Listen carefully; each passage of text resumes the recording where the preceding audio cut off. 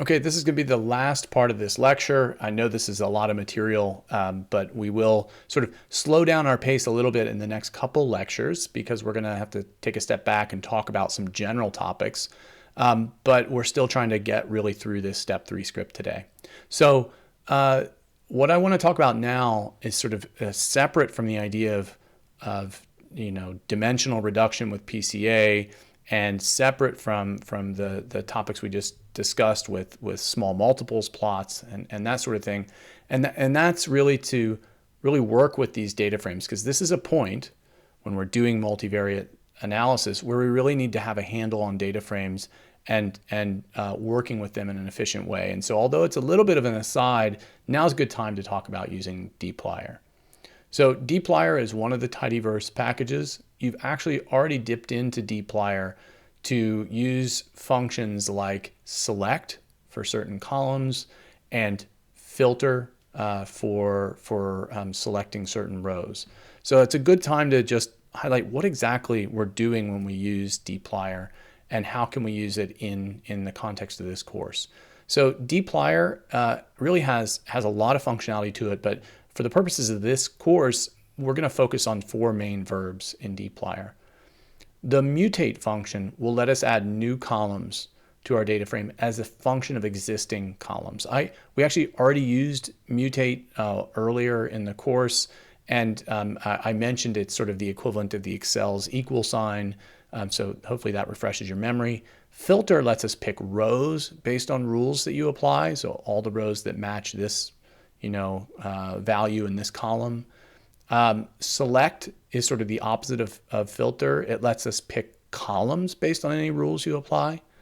And then the last one that I don't think we've touched on yet is arrange, which doesn't filter or select, but lets us reorder the rows by sorting based on any column. So it's the equivalent of the sorting function at the top of a column header in Excel. So with that in mind, if we head back to our code, we're going to use dplyr to now take our data frame and work with it and generate some different versions of it. So you'll notice a few things that you've already seen. We're going to use the pipe function in the same way we just described in the previous part of the lecture to pass our data down to different functions and not store the outputs from those functions as separate, intermediate objects, but rather keep passing the output from one function as the input for the next one. Okay, so the object we're going to start to work with is the data frame version of our data, genes, data, sample labels. It's a tibble. You should be familiar with this by now. And we're going to pass that down to dplyr's mutate function. And what mutate is going to do is take any existing data we have that we want to use, and it's going to create a new column based on some function applied to that existing data. So we're going to make 2 new columns, one called healthy average and the other called disease average. And the name should really give you a clue of what we're doing here. We're going to create 2 new columns at the end that average the values for their respective groups. So average healthy should be HS1 plus HS2 plus HS3, 4, and 5. All of that summed up and divided by 5. That'll give us the mean. Same thing for the disease samples. We go from 8, we skip 9, by the way. That's one of the samples we didn't use in this class. 8, 10, 11, 12, 13, and all of that divided by 5. Those values should give us 2 new columns. We want to add a 3rd column that now will take these initial 2 columns we created, right? So we don't have to make those columns and create that object. We can go ahead and create them in line here and use them directly. That's one of the nice things about dplyr. And we can take create a 3rd column called log fold change, log FC, that will take one average minus the other, right? So when you want a fold change and you're working in a log scale, it's minus to get the fold change. So if your healthy mean is in a log 2 scale and your disease data mean is in a log 2 scale, then to get the fold change, you subtract. So Log fold change column will be equal to one average minus the other. And I put disease first because that way a gene that's higher in my disease group will have a positive number. It doesn't matter the orientation here, but just you should understand that if your disease group is here, then a gene that's higher in the disease group will give you a negative value. Okay, so great. And then lastly, I pipe that result down to a version of the mutate function called mutate if, and it lets me mutate under certain conditions and only under those conditions. And that mutate will let me take any data, any column that's numeric, and replace that column with data rounded to 2 decimal points. All right, so it's not creating new columns, it's modifying existing columns. So mutate if the data is numeric and round to 2 decimal places. All of this will be placed into a new object called mydata.df. So I'll run this bit of code and then we'll take a look at what we've produced. And sure enough, I have my original data, but now nicely sort of 2 decimal places. And I have this healthy average, disease average, and log fold change. Perfect. Now what I can do, and this is just meant to demonstrate working through some of the dplyr verbs. None of this is essential for things we'll do down the road here, but it's important for you to understand how to use dplyr to quickly work with data frames. So using that same sort of piping approach, I can take this new object I've created and I can do dplyr arrange in descending order based on log fold change. So I'm using the arrange verb or function from dplyr, and I'm explicitly saying it has to come from dplyr because this function is a pretty generic name and I want to make sure R doesn't get confused. Same thing with select. I did not do that up here because mutate and mutate if are pretty unique in their naming. But I could have, it wouldn't have been a problem. So dplyr arrange, dplyr select. So I am arranging in descending order based on log fold change, and I'm selecting only the gene ID and log fold change column. So again, this code ends up being really human readable, which is really, really nice. So I run that bit of code, I take a look at what I've called my data sort, and I see that I get exactly the same length tibble. It's 15,944 rows, but now it's sorted by log fold change, and I'm just looking at the gene ID and log fold change. All right, now we're going to use dplyr's filter and select, which you've used before, and the arrange, which we just used up here, to basically pick out any genes and columns you want from your data and arrange them in a way that makes sense to you. So using these dplyr verbs, you should be able to make any version of a spreadsheet you want to, which is really, I think, pretty useful.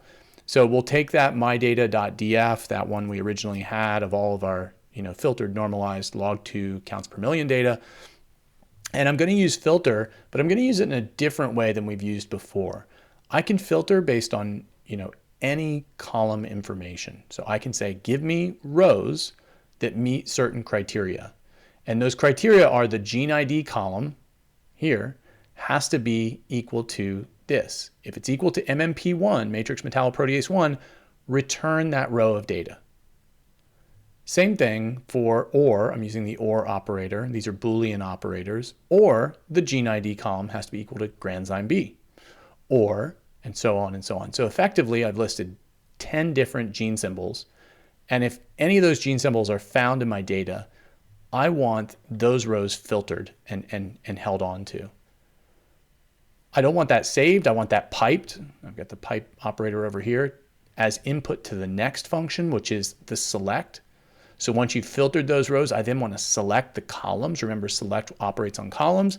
And I want the gene ID column, the healthy average column, the disease average column, and the log fold change column.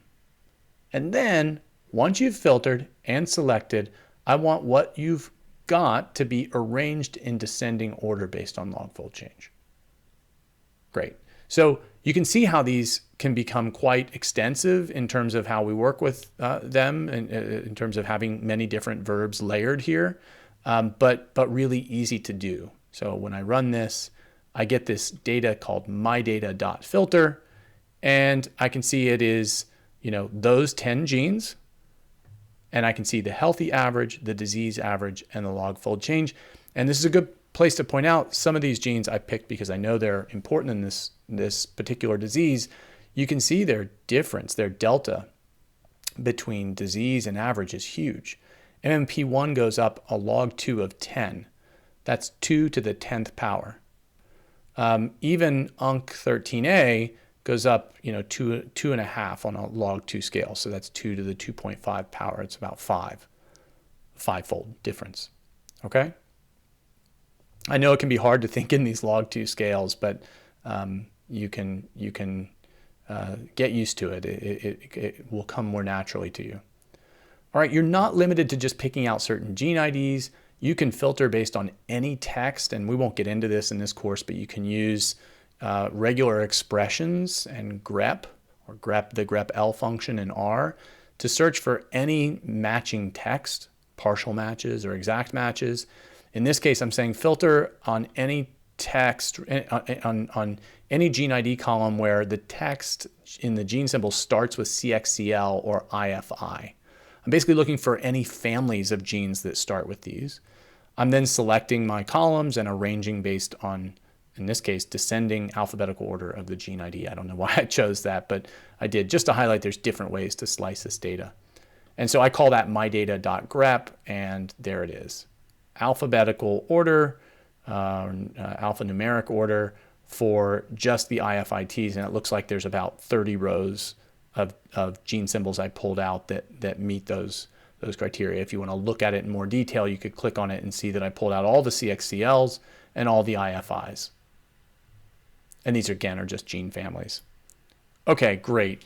So what can you do with that? Well, it's really useful for quickly parsing your data. I think I have an example here in, yeah, I do here, of how this can end up being really useful for large data frames. Here's just a snapshot of some of the code that we used for constructing a data frame using mutate to create averages for each column, fold changes for each, averages for each condition, fold changes for each condition, having comments to tell us what we're doing here. And this allows you, stacking it like this allows you to comment or uncomment any parts of this data frame and quickly regenerate it again to create many different versions depending on what you're trying to accomplish. So anytime you have a data frame and you want to make a quick table for either sending in a presentation to somebody or for publication, I would encourage you to check out the GT package. The GT package is really the grammar of graphics, but applied to tables. Turns out tables are actually really complex. They have different regions, title, subtitle, stub heads, stubs, footnotes, and source notes. Then they have the actual body of the table, which I think is what most of us think of as the table. But then they have all these column labels and column labels that can span multiple columns. So you can imagine the formatting for this is not trivial. And so the GT package is actually pretty sophisticated in terms of what it can accomplish with allowing you to precisely control the layout, spacing, and components that make up more sophisticated tables. All right, so how does that work? Well, the GT package, which I think now is available on CRAN, is really easy to use. You just, after you install it and load it, of course, you just run GT and point it to your data frame. So let's take a look at what we generate. There's our table. And I just used the mydata.filter, which is what I had shown you earlier in the console, where I picked 10 genes and asked to just see these columns. This is the table I get, and now that could be exported as an image, PDF, whatever. Okay, great. Well, I just got done telling you that GT can do all these sophisticated things, and I'm not going to go over this line by line, but I'll just tell you that the same piping and layering that works with ggplot and with dplyr works with GT as well. So we can take data, pipe it to GT, pipe the output from that, and not actually have it display over here, but just pipe it to the next line. And there's a number of functions in GT, all of these, that we can call on to format the numbers that are shown, to create a header, a footnote, and we can create as many footnotes as we want, and then to create source notes. So I just put this in as an example related to this data set, and I'll run this bit of code and then we'll take a look at what it produces. So now we get a table that actually is, I think, ready to go, so to speak, for publication, where we have a very nice aesthetic layout where we have a title, a subtitle, we have our data, we have these tab footnotes here that add an indicator to whatever rows we want, and mark them with footnotes in the footer of the table. And then we have a source note about where we got this information from, and I just gave an example of one of the papers here. All right, so really easily you can use this layered grammar to create really great publication quality tables. While we're on the topic of tables, now's a good time to just highlight that the same data frames we feed to things like GT can be used to make interactive tables, right? So like this table, I can't click on anything. I can't sort it. I would have to go back to dplyr, redo that operation of filtering, arranging, selecting, and then make the static table again. But I could also tap into interactive data visualization tools that we're going to use increasingly in this course from this point forward. And one of those is the DT package. It's the package we loaded at the start of the script, one of them. And it has the main function that we will use from this package is called data table. Not very creative, but it works, easy to remember. It will operate on a data frame, and it will give you ways to control how the interactivity of that data frame is displayed, including enabling filtering directly in the table that displays here, giving you options for searching and a menu length. And rather than kind of have you try to abstractly construct this from the code, I'm going to run the data table function, and I'm going to get an output here. It's telling me that there's a lot of data it's trying to display in this interactive table, and it doesn't like that, but it'll do it. So if your computer has trouble doing this, it's probably just because we're trying to make an interactive table with all 16,000 rows. So just as I asked for, it gave me a page length menu of 10, which is shown here, 10 rows. It gives me a menu that I can select to show more than 10, 25, 50, or 100. That's what's shown here. It will highlight search true. So if I were to say, show me CXCL 5, it will highlight anywhere as I search those CXCLs. Okay, so that's the highlight equals, search highlight equals true. And it's added a filter box to the top of each of these that will give me drag sliders to filter based on numeric data. So a very easy way to make a dynamic table that we can search and page through. All right, the last part of this is to create an interactive plot using ggplot. And in particular, taking the ggplot object we create and using it with another package called plotly.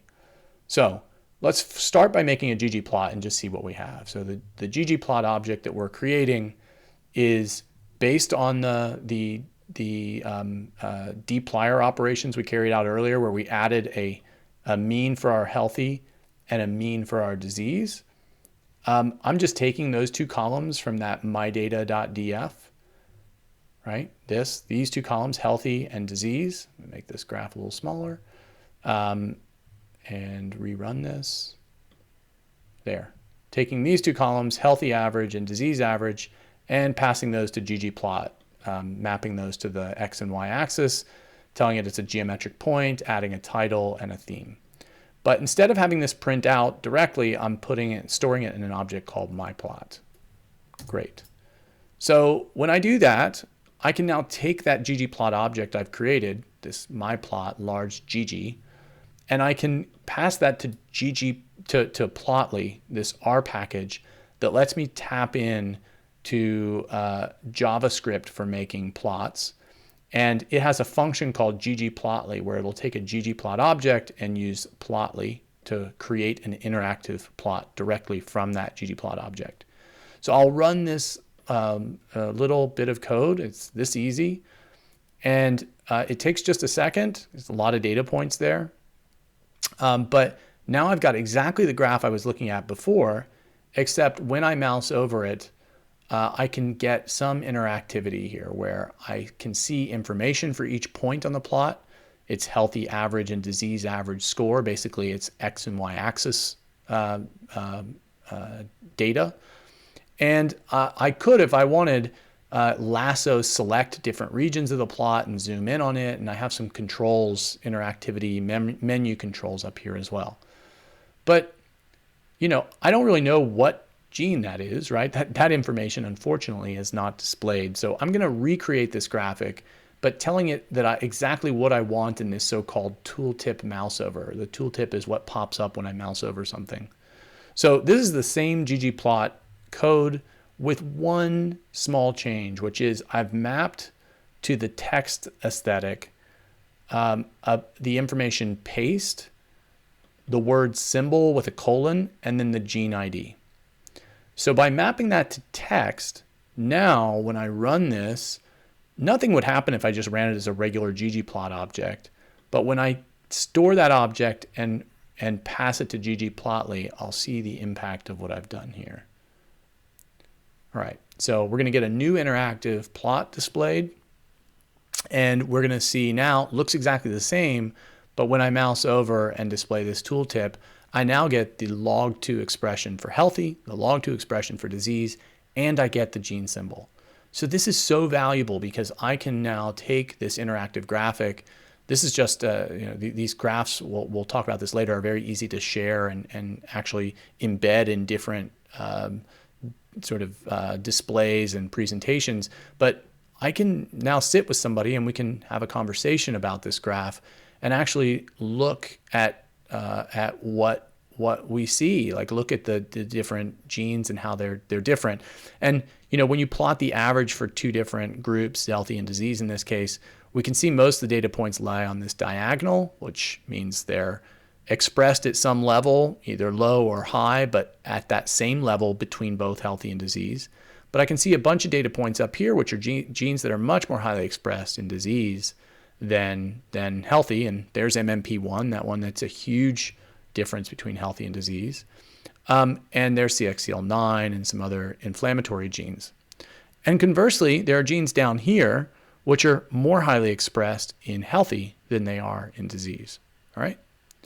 So what's not conveyed in this graphic, and the reason we don't use these a lot in publications, is we don't have any idea of significance. And we'll talk about that in the next lectures, how we can incorporate p-values or false discovery rates in this kind of plot to give us additional information. Okay, so now you have a sense for how to make an interactive table, how to make an interactive plot, and that you can take any ggplot object and pass it to Plotly using the ggplotly function and turn it into something interactive. All right, that really wraps up the presentation. Hopefully by now you have an appreciation for how to do these different aspects of data manipulation or parsing with dplyr, creating different data frames for use in tables, static or interactive, and use in static or interactive plots, and how this really relates to things like a principal component analysis. That's it.